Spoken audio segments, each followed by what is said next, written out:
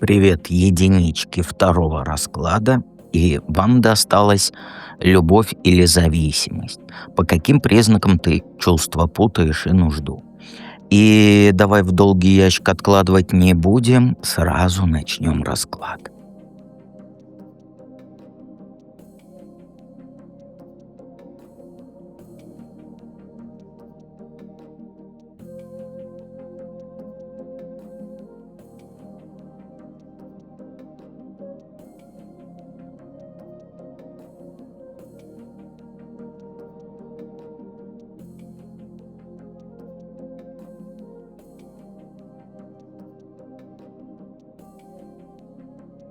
Единички. Ну смотри, первый вопрос, по каким признакам ты путаешь чувство и нужду. Ну смотри, вот по картам у тебя что сейчас вот происходит?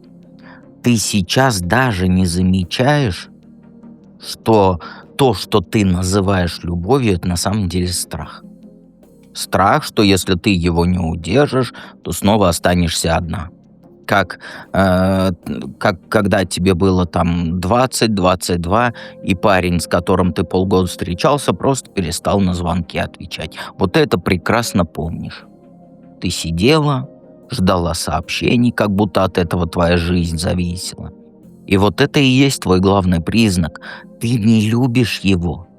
Ты боишься остаться без него. Это две разные вещи. В итоге ты терпишь хамство, молчишь, когда он там забывает про твой день рождения.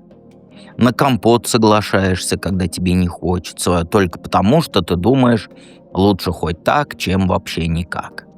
И ты привыкла считать, что это и есть любовь. Когда терпишь, когда ждешь, когда миришься с тем, что тебе не нравится. Ну, на самом деле, давай будем объективны, да, это не любовь. Это привычка бояться одиночества. Ты уже даже, наверное, не помнишь, как это вообще для себя жить, а не для того, чтобы тебя кто-то не бросил. Еще ты постоянно себя с другими женщинами сравниваешь.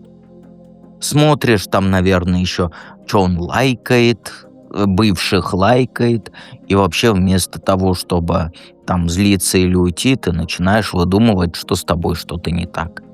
У тебя в голове, может, я там недостаточно красивая или умная, а может, недостаточно веселая или с фигурой у меня что-нибудь не так. Но дело-то тут не в тебе.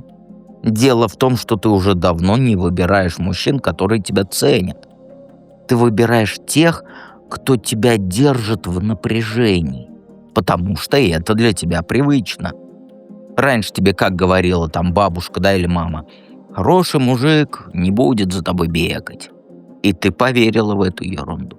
Что любовь — это когда тебя там не замечают, да? Когда приходится там унижаться, бороться, чего-то там доказывать. Ну, на самом деле же любовь — это когда тебе спокойно, когда ты не думаешь каждую минуту, а вдруг он другую найдет. Это не любовь, это страх. И еще ты перестала замечать свои собственные желания. Тебе вот кажется, что если ты хочешь уехать там на выходные там с подругой куда-нибудь, да, а он против, то это нормально. Но он же скучать будет по мне, он же не сможет себе там пельменей сварить. Или там мечтала ты всю жизнь о собаке, да? Но он сказал, нет, собаки это там плохое что-нибудь. И ты отказываешься от мечты, потому что главное, чтобы мужу было хорошо. И ты уже даже не помнишь, чего хочешь ты сама. Потому что твоя жизнь, она превратилась в постоянное ожидание одобрения от него. Вот это и есть главный признак зависимости. То есть ты не для себя живешь, а ты живешь для того, чтобы его удержать. Знаешь, что самое страшное? То, что ты думаешь, что это нормально. Типа, там все так живут. Что любовь — это когда больно, когда страшно, и когда постоянно в голове, а вдруг он меня бросит, а вдруг наши отношения закончатся. Ну, на самом деле-то любовь — это когда тебе хорошо, просто так. Вот представляешь, просто хорошо. Когда ты от него не ждешь, что там он бросит, другую полюбит и прочее вот это. Понимаешь? Когда ты можешь уйти там с подругами и не бояться, что там он тебе чего-нибудь скажет плохое. Или если вообще он уйдет, что ты там без него умрешь. Когда ты знаешь, что если он уйдет, то тебе будет грустно, но не страшно. Это и есть настоящее нормальное отношение к себе. А сейчас ты в ловушке. Тебе вот кажется, что если ты его отпустишь, то потеряешь весь мир, потеряешь все. На самом деле, ты потерял саму себя. Просто ты еще этого не заметил. Откуда началось? Ну, это началось, знаешь, когда? Когда ты была еще вот ребенком и увидела, как мама терпела папины вот эти измены и прочее ради семьи. Или когда ты в 5 классе, да, там влюбилась в одноклассника, который над тобой же и смеялся, за этот, как его, за косички дергал. Но ты все равно писала в своем, там вот этом, как его называется, там, ежедневнике, блокнотике, записочки ему. Потому что думала, если я буду достаточно хороший, то он меня полюбит. Или когда тебе в 20 лет первый парень сказал, да, без меня ты никто. И самое интересное, на подсознательном уровне ты поверила. А вот если копать еще глубже, да, то это началось с одной такой фразы, которую ты за истину принимала, то, что мужики все козлы, терпи. Возможно, это мамина установка. Или подружкина, типа не будешь стараться, он найдет другую. Девушка должна быть покладистой, кланяться, борщи варить и с это как называется, с кухни не вылазить. Это у тебя в голове вот настоящая любовь. Это когда ты готова на все. И вот это все тебя врезалось. Как вот, как сказать, когда гвозди забивают, вот так же тебе вот это все и вбили. И ты начала строить свою жизнь вокруг вот этих мыслей. В школе насмешки терпела, да, потому что думала, если молчать буду, меня не будут дразнить. На работе ты соглашалась на вот эти, как его, на переработки неоплачиваемые, потому что думала, если я буду, как говорится, стараться, то меня заметят и меня повысят. И что повысили? В отношениях ты с этим пренебрежением мирилась вечно. Потому что если буду любить еще сильнее, то он точно изменится. И ты привыкла, что любовь — это когда ты заслуживаешь ее своим поведением. Знаешь, в чем правда жизни? Любовь нельзя заслужить. Ее либо дают, либо не дают. Третьего не дано, понимаешь? И что самое интересное, ты даже не замечаешь, как это стало твоей нормой.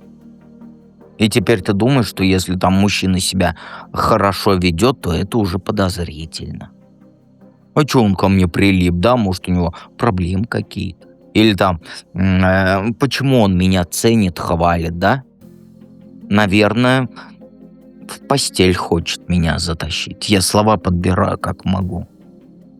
То есть ты привыкла к плохому обращению, и когда тебе предлагают нормальное обращение, то тебе страшно, ты ищешь подвох, потому что ты просто не знаешь, как жить без вот этой постоянной борьбы за внимание. Понимаешь? Как проработать? Ну, во-первых, для тех, кто в проживании арканов, это в императрице. По картам, ну, хватит ныть, во-первых, да?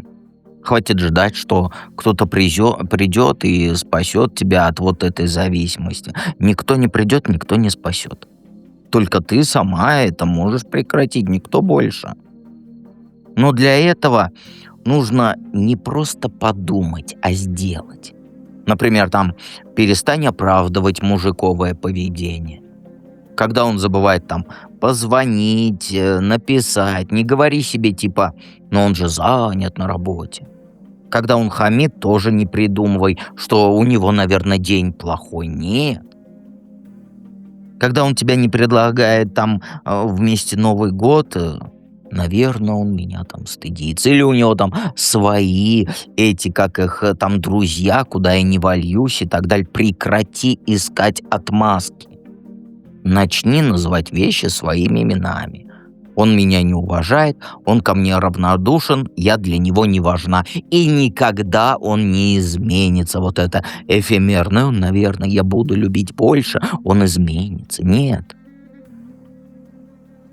Прекрати ждать от него инициативы. Ты же как? Ты привыкла вот сидеть и ждать, когда он позвонит, напишет, что-нибудь предложит, там встретиться предложит и так далее. Хватит, хватит. Начни жить своей жизнью. Хочешь увидеться — позвони сама. Хочешь компота — предложи сама. Хочешь поговорить — начни сама этот разговор. Страшненько будет, да? И потом у тебя в голове будет: а вдруг он подумает, что я навязываюсь? Знаешь, в чем правда? Тебе вот ни одна женщина этого не скажет. На самом деле мужики ценят женщин, которые умеют инициативу брать. Понимаешь? А если он не ценит, значит, он просто не твой человек. Понимаешь? И научись одна быть. Начни хобби какое-нибудь, которое ты давно хотел. Начни в кафе ходить одна. Сколько раз я это говорил, но ты этого не выполняешь. Сходи в этот кино одна, в отпуск одна. Неудобно будет сначала, непривычно. Но потом ты поймешь, что одиночество — это не страшно, это даже приятно. Ты можешь делать, что хочешь, пукать, когда хочешь, кушать, что ты хочешь. И вот тогда ты перестанешь цепляться за мужиков, которые тебя не ценят, потому что ты просто поймешь, что лучше быть одной, чем с тем, который тебя, как говорится, недооценивает. С другими себя сравнивать перестань. Вот видишь ты счастливую пару где-нибудь там в соцсетях или на улице, то не думай вот так вот, типа, почему у нее есть, а у меня нет, почему у всех хорошие мужики, а у меня нет. У тебя в голове везет всем, кроме меня. Начни фокусироваться на себе. Понимаешь? Не можешь, там, дневник заведи, да, где каждый день ты записывать будешь по 3 вещи, которые тебе нравятся в себе, понимаешь? Не какие-нибудь там эфемерные, типа «я добрая», «я кушать варю», а конкретные. Например, там, сегодня я там помогла старушке вещи донести. Или там я нарисовала красивую картину. Я похудела на килограмм. Я начала приседать, фитнесом заниматься. Когда ты начнешь видеть свои плюсы, то ты перестанешь искать подтверждение своей ценности у мужиков. Понимаешь? Сейчас ты минусы только видишь. Если ты в себе видишь минусы, то почему посторонний мужик должен в тебе видеть плюсы? Расскажи мне. Мне вот очень интересно. Все вот это нелегко будет, тебе захочется обратно к вот этому привычному, вот этой привычной зависимости, к иллюзии любви.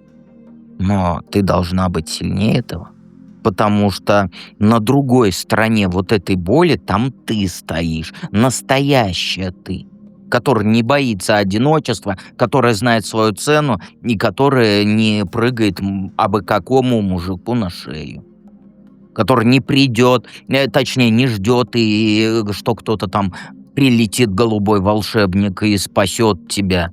Никто не спасет тебя, кроме тебя. Понимаешь? Настоящая любовь — это когда ты любишь саму себя в присутствии этого мужчины. Как бы это ни звучало странно, да, но сначала себя полюби. Если ты себя не любишь, я много раз это говорил, то почему посторонний мужик должен тебя любить? Нелогично даже. Обязательно приходи в проживание арканов. Это все прорабатывать в императрице. Ссылки в описании к видео, в закрепленном комментарии. И помни, я с тобой рядом.